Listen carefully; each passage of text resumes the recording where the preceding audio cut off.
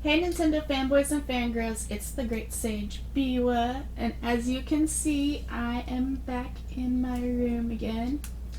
I know most of you saw my last video, which was a little bit different than what I do when I'm in here and when I talk. But I was out with Greg and we took a little road trip down to the school that I used to go to and where he still goes. So we had a lot of fun with that. So if you have not seen that yet, I would say that you should probably go ahead and take a look because it was fun. I put some nice music in there and it was good. There was a little bit more I would have liked to do with it, but I didn't want to spend more than just like one day editing on it. So I just got to a point I was like, okay, I'm just going to finish this up and put it up. So I know Greg was saying like the music was too loud in comparison to the voices, so sorry about that, but I don't know, I still think it was good and fun. Let you guys see what we did on, I guess it was Wednesday now. So yeah, thanks again for your likes and all your subscribes. I've seen a lot of new subscribers lately, so if that was you, thank you. And yeah, so I guess we'll go back into talking what we were talking about before Greg and I took the trip. I know I said I was gonna keep going into the psychology stuff a little bit, but I don't want to go too far into that and neglect some more of like the astrology and tarot. So since the day that we took the trip was the summer solstice, I think I'll go ahead and talk a little bit more about that. And the same day was like the summer solstice was the first day of the Cancer season as well, so got some things pulled up so we can talk about that. And I was really happy because I checked the weather before, and I think I even mentioned this on the video the day or two before that we went on that trip, but it was supposed to rain all day and be cloudy and nasty, and so I thought I wasn't going to get to do anything for the solstice, but it turned out to be really nice, as you can see from the video. So I'm super happy about that. So we got to do our little celebration.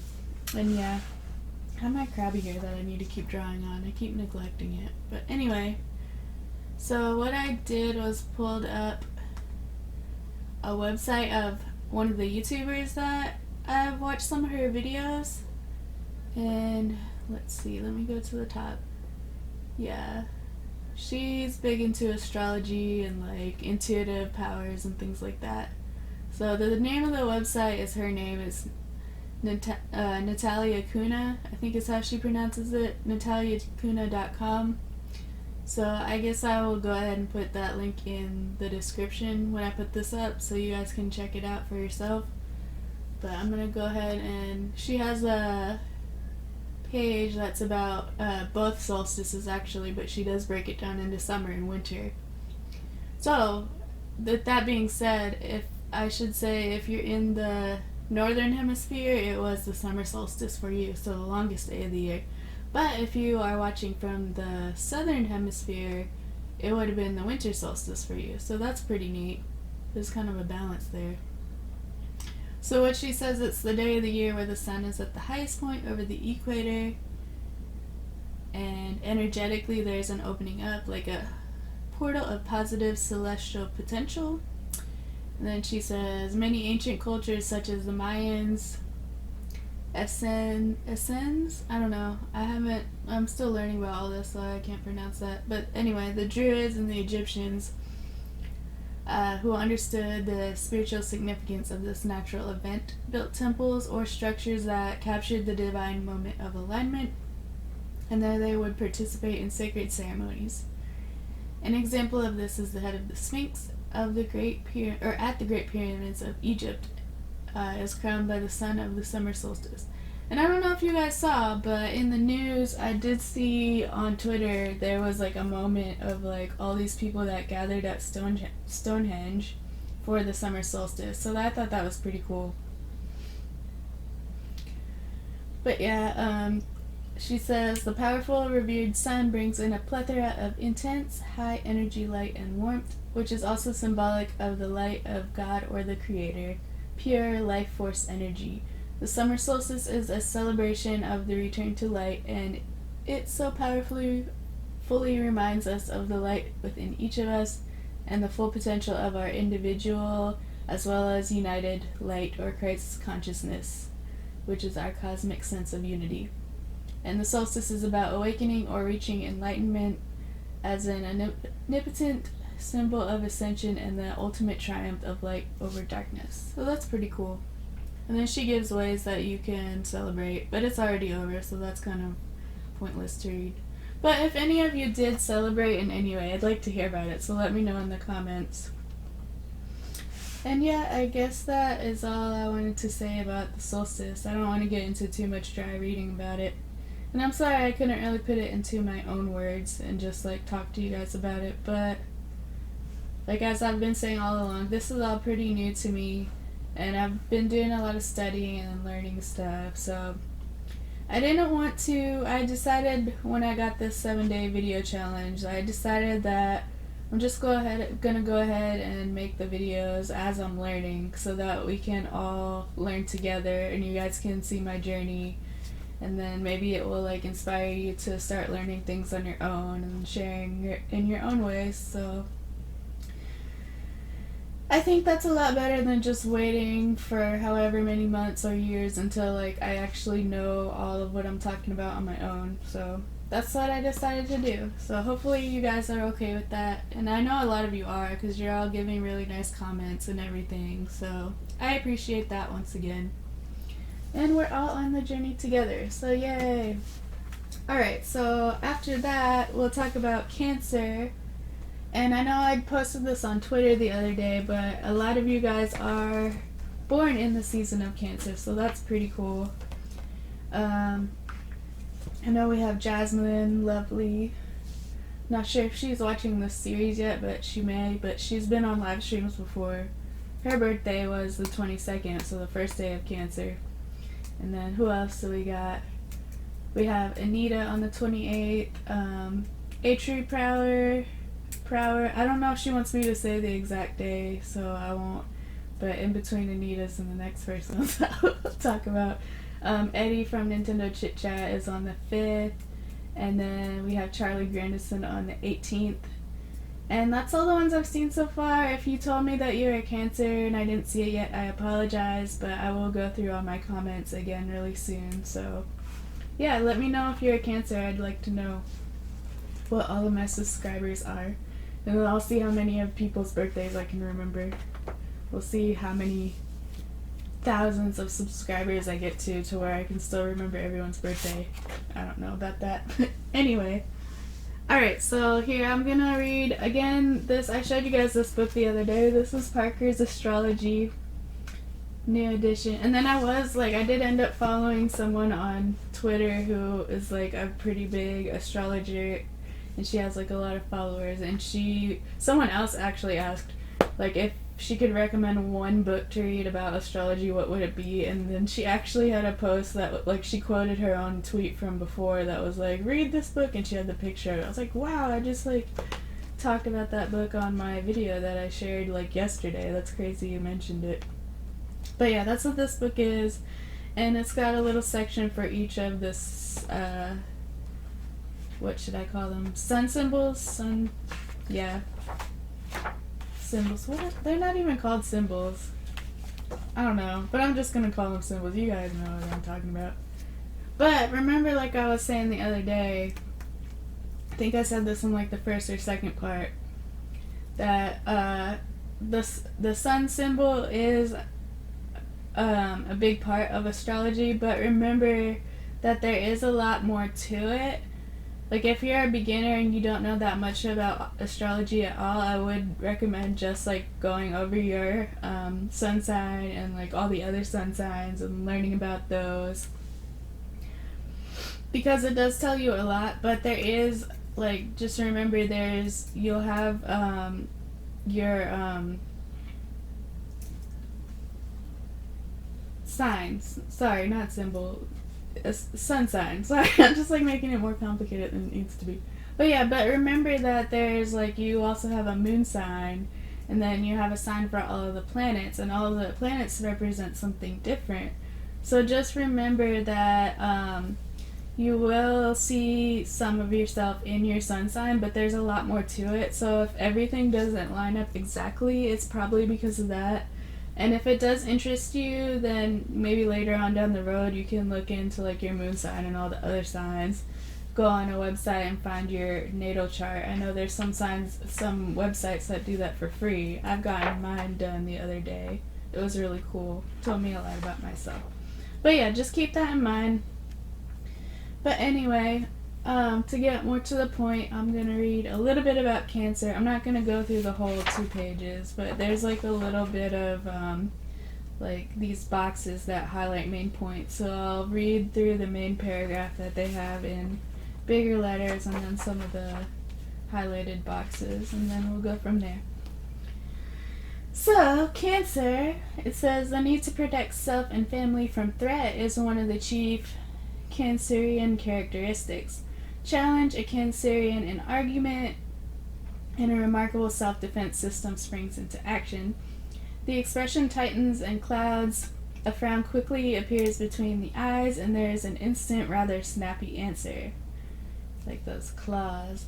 This is a rather enigmatic zodiac type, but familiarity with a Cancerian reveals loving kindness and caring beneath an unpromising surface.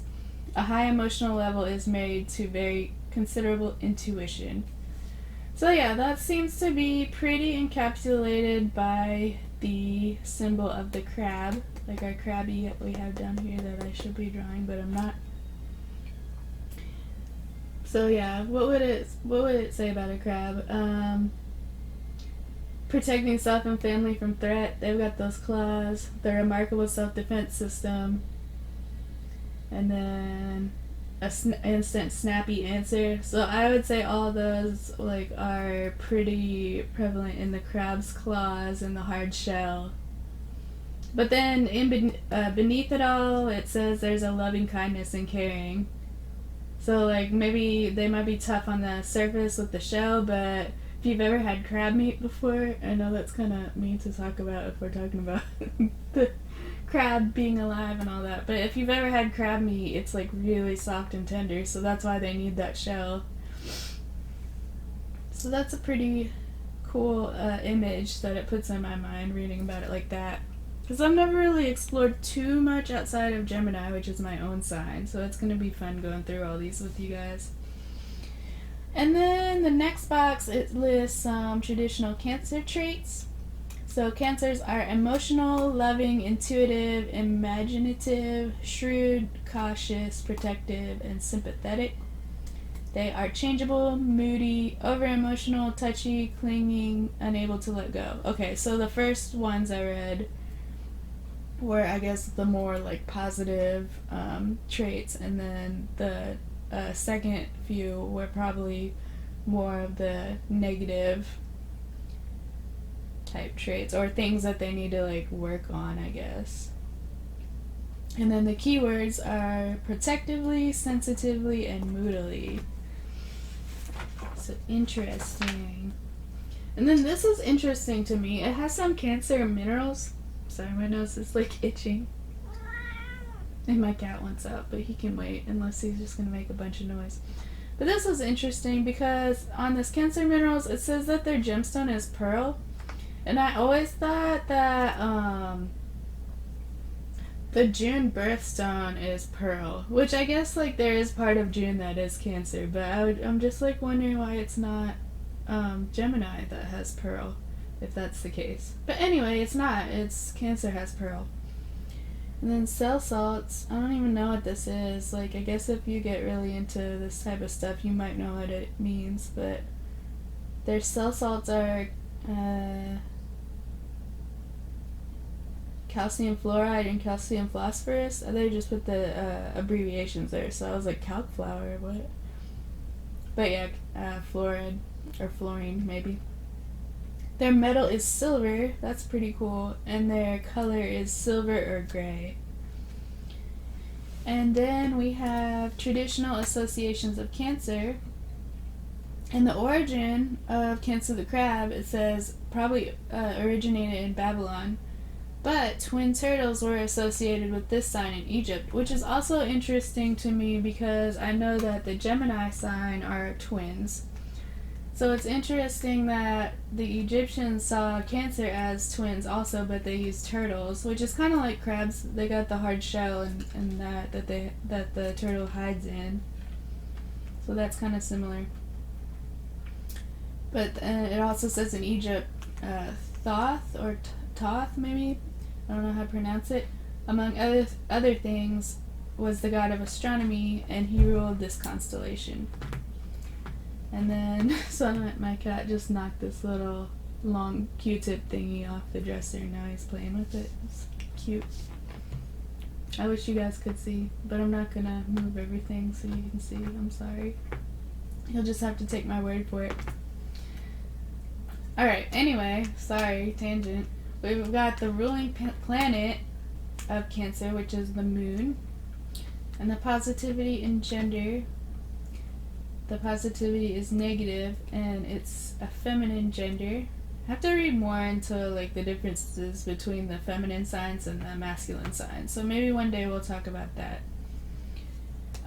The element of Cancer is water, which makes sense. Crabs tend to gravitate near or live near the water. Yeah, the quality is cardinal. That's another thing I'm not sure of. Let's see what Gemini says. Oh, we've got mutable. Cardinal or mutable. That's another thing we'll discuss in the future because there's differences between those signs as well. Oh, and then there's fixed. There's probably 4. That's Aries. It's going to be the first one. Maybe there is only 3. Cardinal, fixed, and mutable.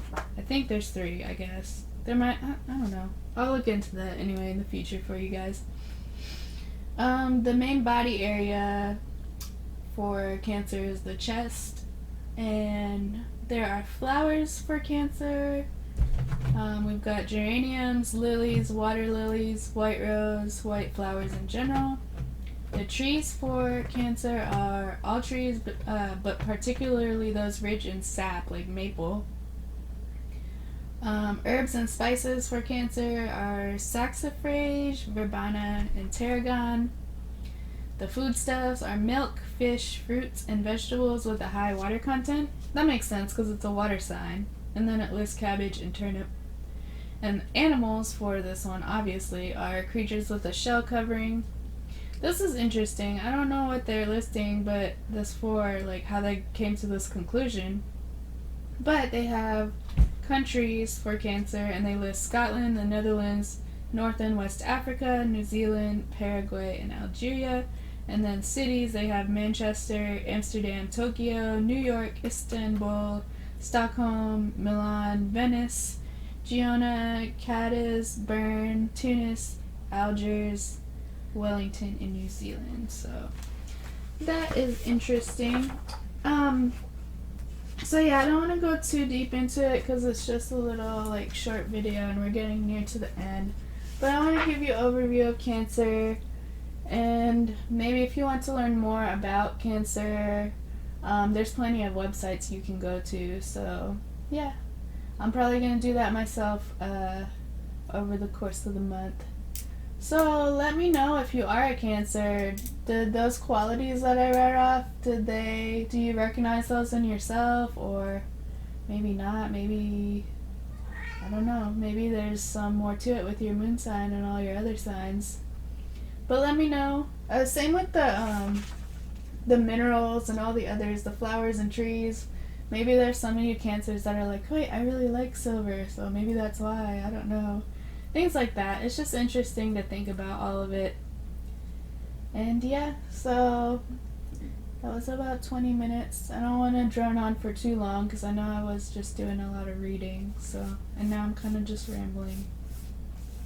But like I said, work in progress. We'll all learn more as we keep doing this, and we'll keep improving on what we've chosen to work on. So I guess that about wraps it up. I will turn this off so it doesn't go off during this. But yeah, Once again, I know I'm saying this a lot, but it's because I really mean it. Thanks again for all your comments, your likes, your subscribes, your sharing this with friends that might be interested in the same topics. All of that really helps me out.